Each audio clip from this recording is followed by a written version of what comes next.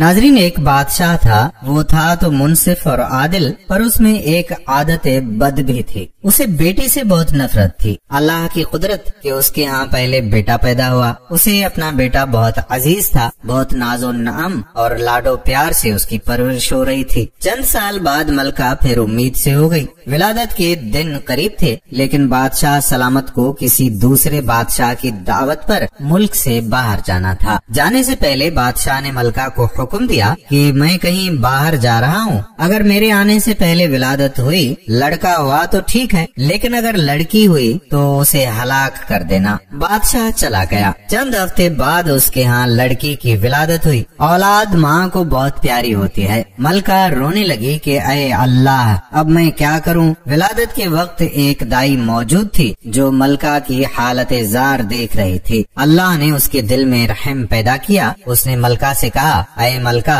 आप दिल छोटा मत कीजिए। मैं यहाँ से सबके सामने बच्ची को हलाक करने के बहाने ले जाऊंगी, पर मैं यहाँ से इसे अपने घर में ले जाकर पालूंगी। अगर आप किसी तरह से बच्ची के लिए खर्च वगैरह भेजती रहेंगी तो आपकी बच्ची खुशहाल और आसूदा होगी, वगरना मुझ गरीब को जो नसीब, उससे इसे भी पालने की कोशिश करूंगी। मलका ने कुछ सोना, चांदी, जेवर वगैरह बच्ची के वास्ते थमा दिए। बच्ची को उसके हवाले कर दिया। महल में ये बात फैलाई गई कि दाई ने बच्ची को ले जाकर हलाक कर दिया है, जबकि दाई ने शहजादी को अपने घर लाकर पूरे नाजो नाम से उसकी परवरिश शुरू कर दी। जब बादशाह अपने सफर से वापस आया तो उसे यही अहवाल सुनाया गया कि आपके जाने के बाद बच्ची की विलादत हुई थी और आपके हुक्म के बमूजिब उसे हलाक किया गया। बादशाह अपनी बद आदती के बायस खुश हुआ। दाई ने लोगों के सामने शहजादी को अपनी नवासी जाहिर किया। कभी कभार बादशाह से छुप छुपा कर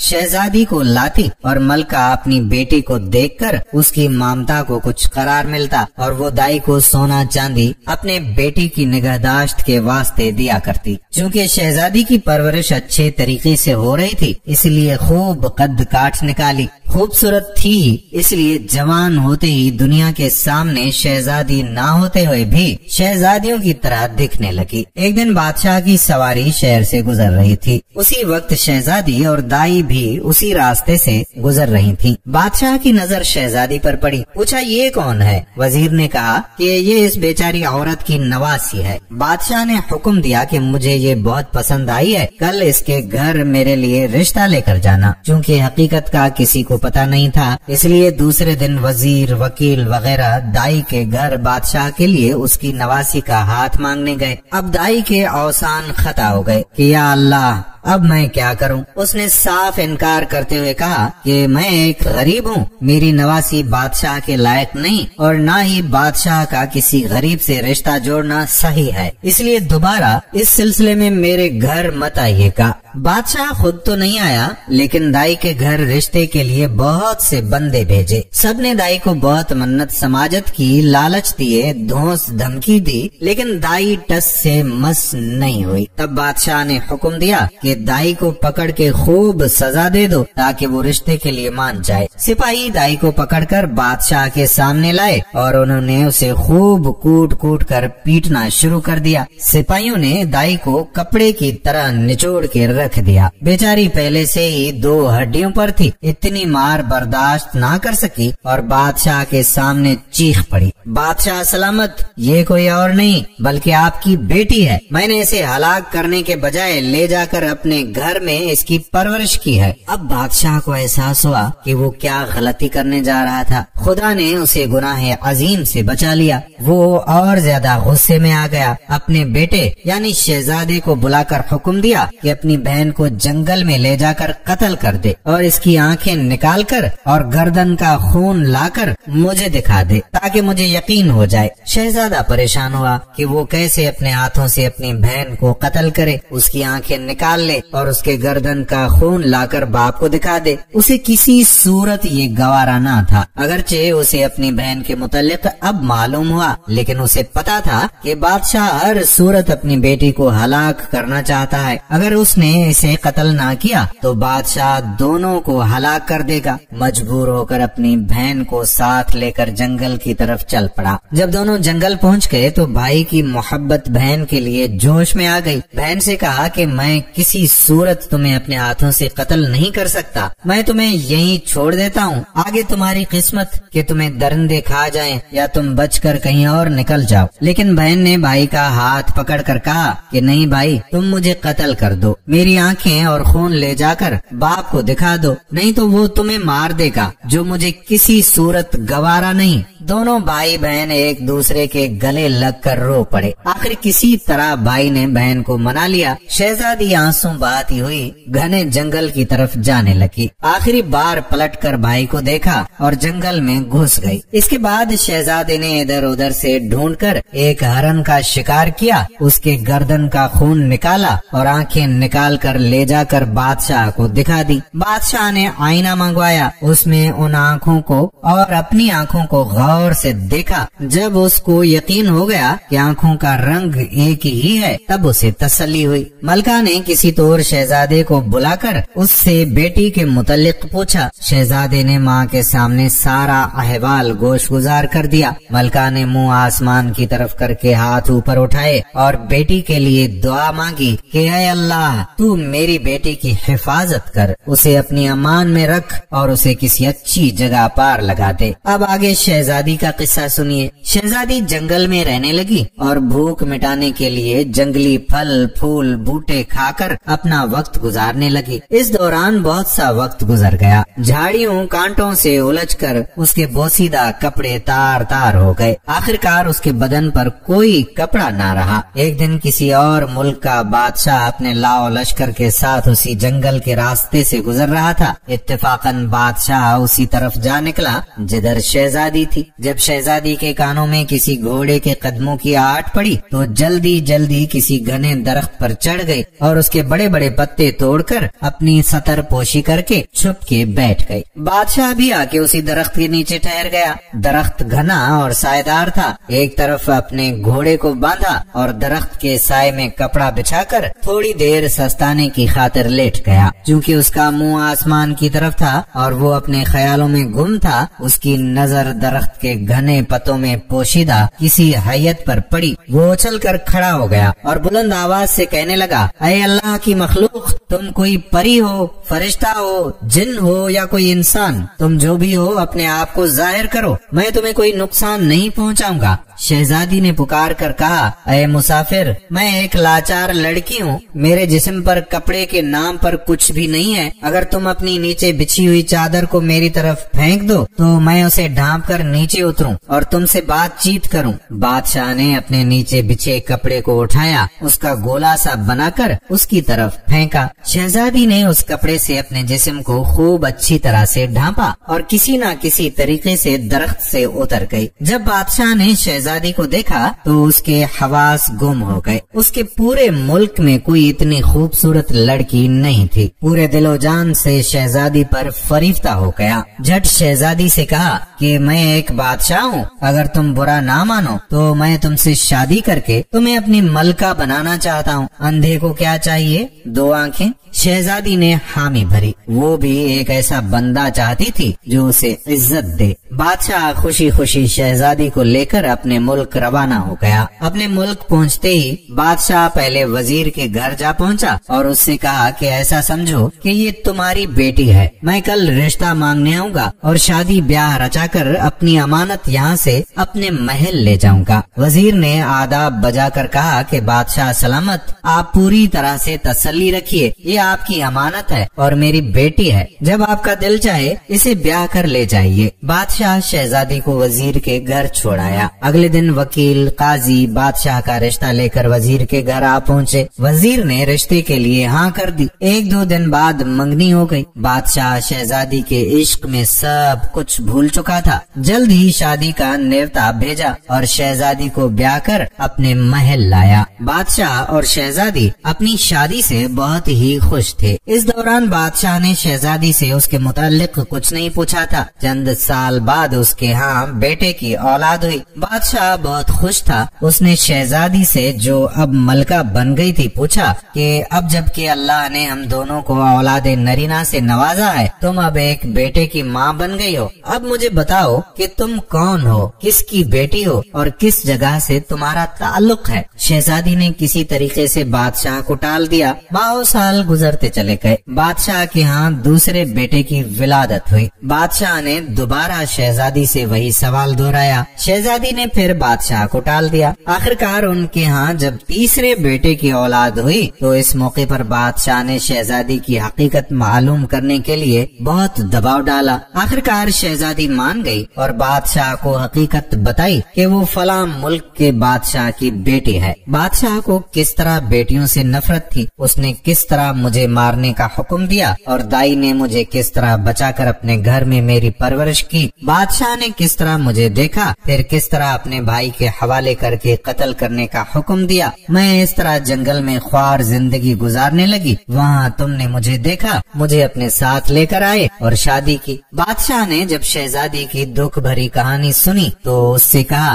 कि अपने आप को तैयार करो, मैं तुम्हें तुम्हारे बाप के घर ले जाऊंगा। शहजादी ने बहुत मन्नत समाजत की कि मुझे मेरे जालिम बाप के सामने मत लाओ, वो मुझे कत्ल कर देगा। लेकिन बादशाह नहीं माना। आखिरकार वो मजबूर होकर अपने माँ बाप के घर यानी ससुराल जाने के लिए तैयार हो गई। बादशाह ने पूरे जागो जलाल और तंतराक से एक बड़े लश्कर के साथ शहजादी और तीनों बेटों को भेजा, लेकिन खुद कुछ मुल्क के जरूरी कामों की वजह से रुक गया। अपने वजीर, वकील और काजी को शहजादी के साथ कर दिया और कहा कि तुम लोग मलका को लेकर रवाना हो जाओ। मैं पहली, दूसरी या तीसरी मंजिल पे तुम लोगों से जरूर आकर मिलूंगा। वजीर, वकील और काजी शहजादी को लेकर लाओ लश्कर के साथ उसके माँ बाप के मुल्क की तरफ रवाना हो गए। शाम होते होते उन्होंने पहली मंजिल पर पहुंचकर पड़ाव डाला। खादमों ने शहजादी का खेमा इस्तदा किया। तब शहजादी ने देखा कि वजीर का खेमा भी उसके खेमे के बिल्कुल करीब खड़ा किया गया। शहजादी ने वजीर को बुलाकर उससे पूछा कि ऐ वजीर, तुम जानते हो कि मैं एक बादशाह की बेटी और एक बादशाह की बीवी हूँ, तुम अपना खेमा यहाँ से दूर लगवा दो। वजीर ने कहा कि मलका साहिबा, बादशाह ने हमें आपकी हिफाजत की खातिर आपके साथ रवाना किया है। अगर आप या आपके बच्चों को कुछ हो गया तो मैं बादशाह को क्या जवाब दूंगा। शहजादी ने कहा कि मुझे कुछ नहीं होगा, पर तुम अपना खेमा यहाँ से दूर कहीं और लगवा दो। लेकिन वजीर नहीं माना। खेमे लग गए, खाना वगैरह खाया गया। रात हो गई थी, थके हारे लोग सो गए। वजीर के दिल में खोट था, उसे नींद नहीं आ रही थी। आखिर आधी रात को उठा और शहजादी के खेमे में दाखिल हो गया। शहजादी पहले से ही भांप चुकी थी कि वजीर बदजात की नीयत में खोट है। आहट पाकर शहजादी जाग गई। देखा कि वजीर है तो उसे ललकार कर बाहर निकलने को कहा, लेकिन वजीर आगे बढ़ने लगा। शहजादी ने कहा कि ऐ बदजात वजीर, तुम जानते हो कि मैं एक बादशाह की बेटी हूँ और एक बादशाह की बीवी भी। ना मैंने बुराई की है और ना किसी का बुरा चाहा है। मुझे मखलूक के सामने बदनाम मत कर और मेरे खेमे से निकल जा। लेकिन बेगैरत वजीर नहीं टला। जब शहजादी ने देखा कि वजीर किसी सूरत नहीं मान रहा तो उसने अपने बड़े बेटे को वजीर के सामने किया कि तुम्हें इस बच्चे के सर की कसम इस तरह मत करो। उसे अल्लाह और रसूलुल्लाह सल्लल्लाहु अलैहि वसल्लम के वास्ते दिए, कुरान की दुआई दी। लेकिन बदकिरदार वजीर के दिमाग में शैतान पूरी तरह से घिर चुका था। वो आगे बढ़ा और तलवार निकाल कर एक ही वार से बच्चे का सर धड़ से अलग कर दिया। शहजादी समझ गई कि बदजात वजीर बिल्कुल भी नहीं टलेगा। उसने वजीर से कहा कि तुम अब बिल्कुल भी नहीं टलोगे। मैं एक पाक औरत हूँ, इस वक्त भी वुजू में हूँ। मुझे इतना मौका दे दो कि मैं अपने वुजू को तोड़कर आ जाती हूँ, तब तुम्हारा जो दिल चाहे वो करो। वजीर ने कहा, जाओ और जल्दी आ जाना। शहजादी खेमे से बाहर निकल गई। भागती हुई वहाँ से दूर एक बड़ी झाड़ी के पीछे छुप गई। वजीर कुछ देर इंतजार करने के बाद उसे ढूंढने निकल गया। इधर उधर तलाश करने लगा लेकिन नाकाम रहा। सुबह होने वाली थी। आखिर थक हार कर दोबारा शहजादी के खेमे में दाखिल हो गया। बच्चे की लाश उठाकर कहीं दूर दफन की और अपने खेमे में आकर घुस गया। सुबह बहुत देर के बाद शहजादी अपने खेमे में दाखिल हो गई। अपने मकतूल बेटे को ना पाकर रोने लगी। लश्कर दोबारा रवाना روانہ ہو گیا۔ چلتے چلتے شام تک دوسری منزل پر جا پہنچے۔ خادموں نے شہزادی کا خیمہ استدا کیا۔ شہزادی نے دیکھا کہ وزیر نے آج اپنا خیمہ بہت دور کھڑا کروایا ہے، لیکن تھوڑی دیر بعد دیکھا کہ خدام ایک اور خیمہ اس کے خیمے کے قریب استدا کر رہے ہیں۔ پوچھا یہ کس کا خیمہ ہے؟ خدام نے جواب دیا کہ وکیل کا خیمہ ہے۔ شہزادی نے وکیل کو بلوایا اور کہا کہ میں ایک عورت ہوں، تم اپنا خیمہ میرے خیمے کے قریب سے ہٹوا دو، یہ اچھی بات نہیں ہے۔ وکیل نے کہا کہ اے ملکہ، بادشاہ سلامت نے مجھے آپ کے ساز و سامان کی حفاظت کے لیے آپ کے ہمراہ کر دیا ہے اور پرزور تاکید کی ہے۔ اگر آپ کو یا آپ کے سامان کو کچھ ہو گیا تو میں بادشاہ کو کیا منہ دکھاؤں گا؟ شہزادی نے جواباً کہا کہ اتنے جم غفیر کے درمیان مجھے اور میرے سامان کو کوئی قزاق نہیں لے جا سکے گا۔ بہتر یہی ہے کہ تم اپنا خیمہ کہیں دور استدا کروا دو۔ لیکن بد کردار وکیل ٹس سے مس نہ ہوا اور اپنا خیمہ ادھر ہی لگوا دیا۔ شہزادی پہلے سے ہی وزیر کے ہاتھوں مار کھا چکی تھی، اس لیے اس رات اپنے پورے ہوش و حواس میں تھی۔ ویسے بھی اسے نیند نہیں آ رہی تھی۔ آج بھی اس نے آدھی رات کو کسی کے قدموں کی آہٹ اپنے خیمے کی طرف آتی سنی تو مکمل بیدار ہو گئی۔ جب اس نے دیکھا کہ آنے والا وکیل ہے تو اسے للکارا کہ خبردار، میرے خیمے میں داخل ہونے کی تمہاری ہمت کیسے ہوئی؟ نکل جاؤ خیمے سے۔ لیکن وکیل اپنے ناپاک ارادوں کے ساتھ اس کی طرف دیکھ رہا تھا۔ شہزادی نے دوبارہ اسے کہا کہ تم جانتے ہو کہ میں ایک بادشاہ کی بیٹی ہوں اور ایک بادشاہ کی بیوی ہوں، ایک پاک دامن عورت ہوں، اس لیے میرا پیچھا چھوڑو اور اپنے انجام کی فکر کر۔ لیکن بد کردار وکیل کہاں ٹلنے والا تھا، وہ آہستہ آہستہ اس کی طرف بڑھنے لگا۔ شہزادی سمجھ گئی کہ یہ بدذات بھی نہیں ٹلنے والا۔ اس نے اپنے دوسرے بیٹے کو اس کے سامنے کیا اور اسے دعائی دی کہ اس معصوم کے سر کی قسم میرا پیچھا چھوڑو اور نکل جاؤ یہاں سے۔ لیکن وکیل نے بھی تلوار سے وار کر کے اس کے دوسرے بیٹے کا سر تن سے جدا کر دیا۔ شہزادی نے بے چارگی سے کہا کہ اگر تم اپنے ناپاک ارادوں سے نہیں ٹلنے والے تو مجھے موقع دے دو، کیونکہ میں پاک اور صاف اور وضو سے ہوں۔ مجھے کچھ وقت دے تاکہ میں خود کو ناپاک کر دوں، اس کے بعد جو تمہارا دل چاہے کرو۔ وکیل نے اسے جانے دیا۔ شہزادی خیمے سے نکل گئی۔ آج بھی شہزادی میں جتنی ہمت تھی نکل بھاگی اور جہاں تک اس کے قدموں نے ساتھ دیا بھاگی اور آخر کار تھک ہار کر ایک بڑی جھاڑی کے پیچھے جا کر چھپ گئی۔ وکیل نے جب دیکھا کہ شہزادی ابھی تک نہیں آئی تو اس کے پیچھے نکل پڑا۔ ادھر ادھر بھاگ دوڑ کر کے اسے بہت ڈھونڈنے کی کوشش کی لیکن ناکام رہا۔ اب اسے ڈر لگنے لگا کہ بچہ بھی جان سے گیا اور شہزادی بھی بھاگ نکلی۔ اگر کسی نے بادشاہ کو خبر دی تو وہ مجھے کھولتے ہوئے تیل میں تل دے گا۔ وکیل جلدی جلدی واپس آیا، مرے ہوئے بچے کو اٹھا کر کہیں دور دفن کر دیا اور اپنے خیمے میں جا کر سو گیا۔ جب صبح پھوٹی تو شہزادی آہستہ آہستہ اپنے خیمے میں داخل ہو گئی۔ دیکھا کہ دوسرے بیٹے کی لاش بھی نہیں ہے۔ سمجھ گئی کہ بد کردار وکیل نے اسے ٹھکانے لگا دیا۔ بیچاری کس پر اعتبار کرتی، اس لیے چپ رہی۔ لشکر پھر شہزادی کے باپ بادشاہ کے ملک کی طرف روانہ ہو گیا۔ آج شہزادی اکیلی ایک بیٹے کے ساتھ غموں کا انبار لیے اونٹ پر سوار تھی۔ جب تیسری منزل پر پڑاؤ ڈالا گیا تو آج وزیر اور وکیل نے اپنے خیمے شہزادی کے خیمے سے بہت دور کھڑے کروا دیے تھے۔ وہ شرمندہ شہزادی کے سامنے آ ہی نہیں رہے تھے۔ حیران و پریشان تھے کہ جب بادشاہ کو پتا چلے گا تو اسے کیا جواب دیں گے۔ آج جیسے ہی شہزادی کا خیمہ کھڑا کر دیا گیا تو دیکھا کہ قاضی صاحب اپنا خیمہ اس کے خیمے کے سامنے تیار کروا رہا ہے۔ شہزادی نے اسے بھی سمجھانے کی کوشش کی لیکن قاضی بدذات بھی ٹلنے والوں میں سے نہیں تھا۔ آج کی رات بھی شہزادی کے لیے قیامت کی رات تھی۔ وہ سمجھ چکی تھی کہ قاضی بدذات بھی ان دونوں سے کسی طور کم نہیں ہے۔ آج رات تو شہزادی بالکل بھی نہیں سوئی، بیٹھی رہی۔ جب آدھی رات سے زیادہ گزر گئی تو دیکھا کہ قاضی بھی خرامہ خیمے میں داخل ہو رہا ہے۔ شہزادی نے اسے بھی بہتی رات سمجھانے کی کوشش کی، بہت منت سماجت کی، خدا کے رسول کے واسطے تک دیے، یہاں تک کہہ دیا کہ اگر وزیر وکیل جاہل تھے لیکن تم تو عامل و فاضل انسان ہو، لوگوں کو انصاف فراہم کرتے ہو، تمہیں ایسی حرکت زیب بھی نہیں دیتی۔ لیکن قاضی بھی پوری طرح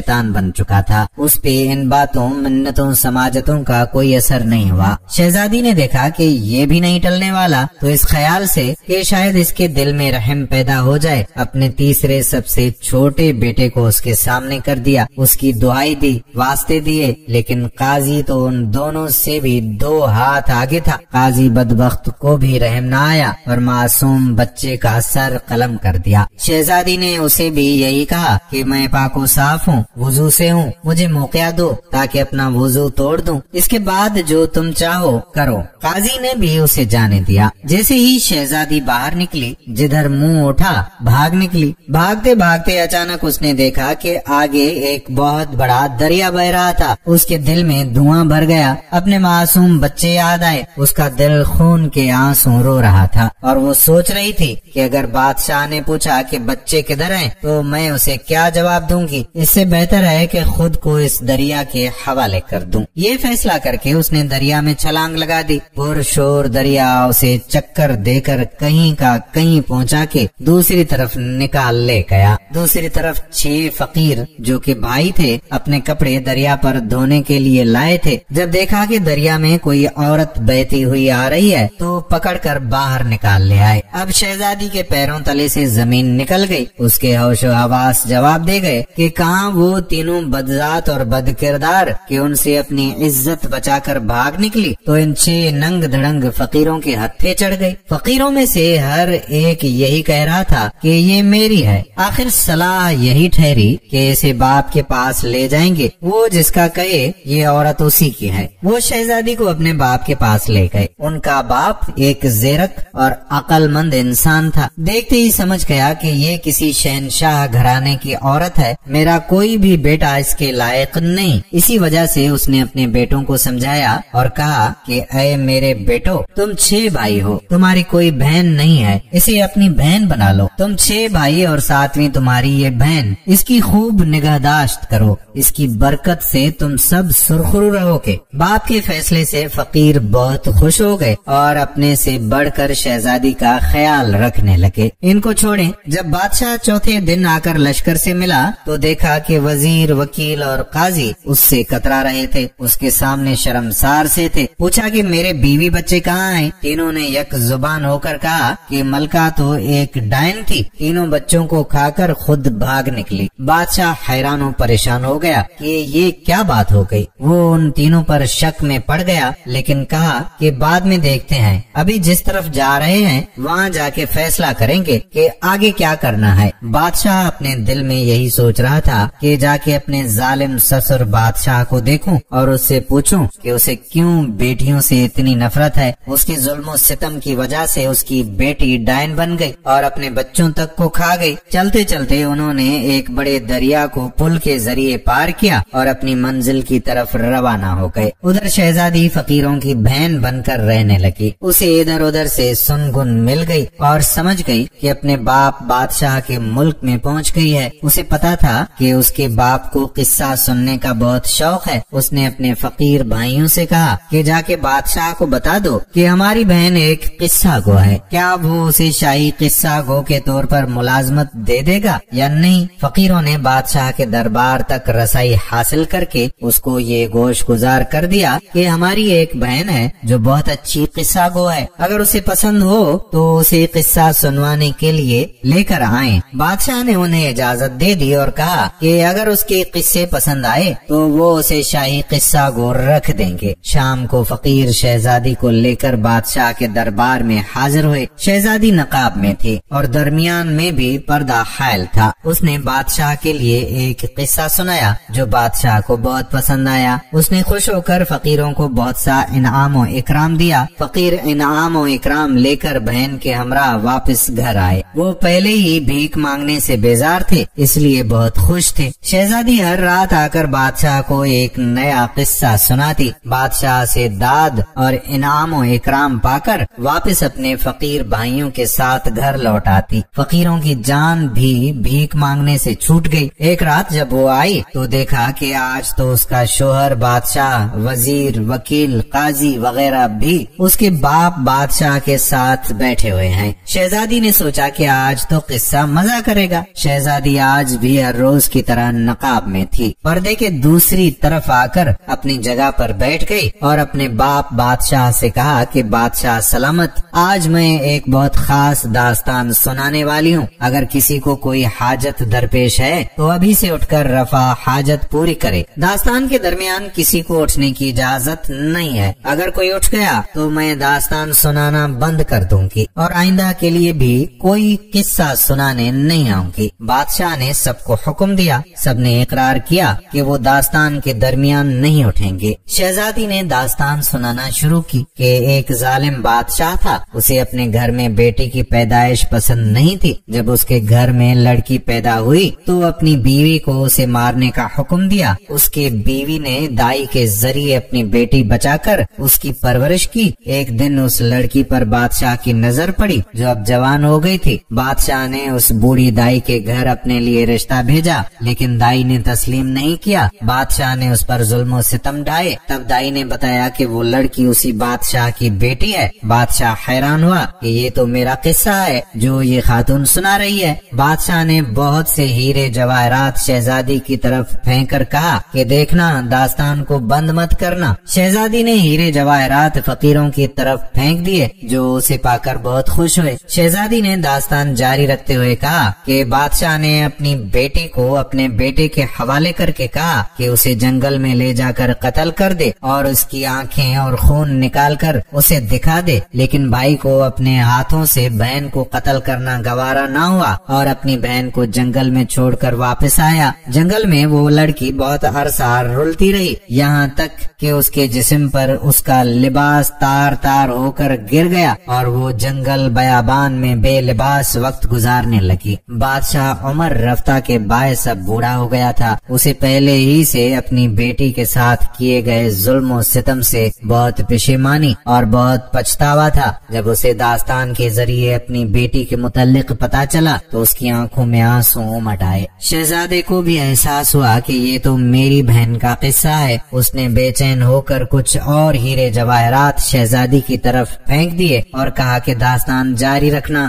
روکنا مت۔ فقیر بھائیوں کی تو اتنے انعامات دیکھ کر باتیں کھل اٹھی۔ شہزادی نے کہا کہ ایک دن ایک بادشاہ کا گزر اسی جنگل سے ہوا، لڑکی کو دیکھا اور اسے اپنے ساتھ اپنے ملک لے جا کر اس سے بیاہ رچایا۔ شہزادی کا شوہر بادشاہ، جو پہلے بڑی دلچسپی اور اناماک سے داستان سن رہا تھا، چونک پڑا کہ یہ تو میرا اور میری بیوی کا قصہ لگ رہا ہے۔ اس نے بھی بہت سے ہیرے جواہرات نکال کر شہزادی کی طرف پھینک دیے اور کہا کہ دیکھنا، داستان آخر تک سنانا، مجھے اس داستان کو پورا سننا ہے۔ فقیر بھائیوں کے تو پیر خوشی سے زمین پر نہیں پڑ رہے تھے کیونکہ انہیں اتنے انعامات جو ملے۔ شہزادی نے داستان جاری رکھی، کہا بادشاہ نے اس لڑکی سے شادی کی، اس سے اسے 3 بیٹے ہوئے۔ ایک دن بادشاہ نے اسے ان کے بیٹوں کے ساتھ اپنے وزیر، وکیل اور قاضی کے ہمراہ اس کے سسرال روانہ کیا۔ اب وزیر، وکیل اور قاضی کے اوسان خطا ہو گئے اور ایک دوسرے کی طرف دیکھنے لگے کہ یہ تو ہمارا قصہ ہے۔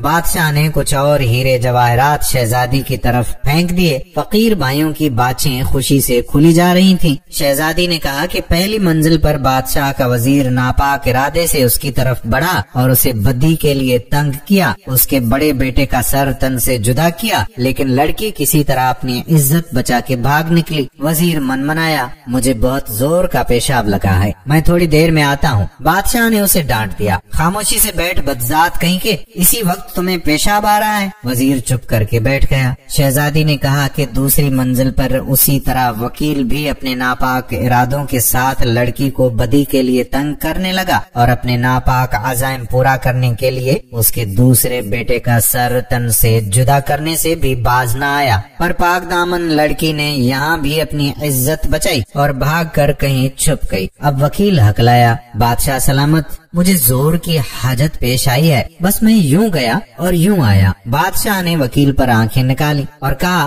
بس کر بدذات، خاموشی سے بیٹھ، جب حقیقت ظاہر ہو رہی ہے تو تم لوگوں کو حاجت پیش آ رہی ہے۔ وکیل بھی خاموشی سے بیٹھ گیا۔ شہزادی نے کہا کہ تیسری منزل پر قاضی بھی اللہ رسول کو بھول کر بدی کے لیے لڑکی کو تنگ کرنے لگا اور اس ظالم نے اس کے تیسرے بیٹے کا سر قلم کیا۔ لڑکی نے پھر اپنی عزت بچائی اور بھاگ کر ایک بڑے دریا میں کود گئی۔ قاضی نے بھی کوئی بہانہ بنانے کی کوشش کی لیکن بادشاہ نے اس سے بھی ڈانٹ کر چپ کرا دیا۔ شہزادی نے کہا کہ دریا نے لڑکی کو کہیں دور لے جا کر دوسری طرف پھینک دیا جہاں اسے 6 فقیروں نے دیکھا اور اسے دریا سے نکالا۔ اب فقیر بھائیوں کی گنگ ہی بند ہو گئی کہ ہو نہ ہو یہ ہماری بہن کا قصہ ہے۔ وہ بھی چپ سادھ کر بیٹھ گئے۔ شہزادی نے کہا کہ فقیر اس لڑکی کو اپنے باپ کے پاس لے گئے۔ اس عقل مند باپ نے اس لڑکی کو ان 6 بھائیوں کی بہن بنا دیا۔ اس کے باپ بادشاہ کی آنکھوں سے جھل جھل آنسو بہ رہے تھے۔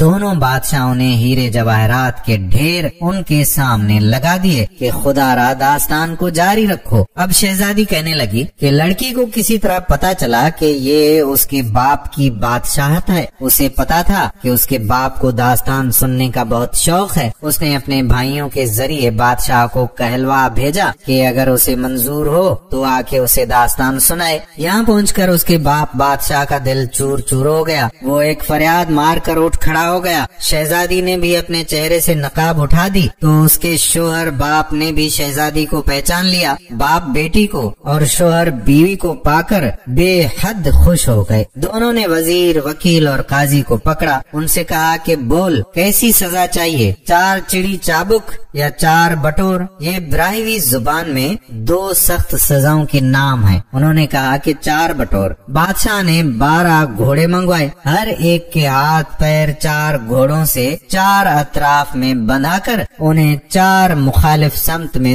دوڑا دیا جن سے ان کے جسم ٹکڑوں میں بٹ گئے۔ اسی طرح ان بد ذاتوں کو ان کے کیے کی سزا مل گئی اور شہزادی کا باپ اپنی بیٹی اور اس کا شوہر اپنی بیوی کو پا کر بہت خوش تھے اور ہنسی خوشی اپنی زندگی بسر کرنے لگے۔ باپ کو بھی بڑی شرمندگی ہوئی اور شوہر کو بھی اس بات کی پشیمانی ہوئی کہ اس کو اپنے بیوی بچوں کو اس طرح سے اکیلا نہیں بھیجنا چاہیے تھا۔ دوستو یہ لمبی داستان تھی لیکن مجھے امید ہے کہ آپ نے آخر تک ضرور دیکھی ہوگی۔ یہ بتائیے گا کہ کیا یہ داستان کبھی آپ نے اپنے دادا دادی، نانا نانی یا کسی بزرگ سے سنی تھی یا آج پہلی بار سنی ہے؟ لیکن یہ گزارش آپ سے ضرور کرنا چاہوں گا کہ اس ویڈیو کو شیئر ضرور کیجیے گا، اور اگر آخر تک آپ نے یہ ویڈیو دیکھی ہے تو کمنٹ سیکشن میں کمپلیٹ یا مکمل کا لفظ ضرور لکھیے گا تاکہ مجھے پتا چل سکے کہ کتنے لوگوں نے آج کی یہ ویڈیو مکمل دیکھی ہے۔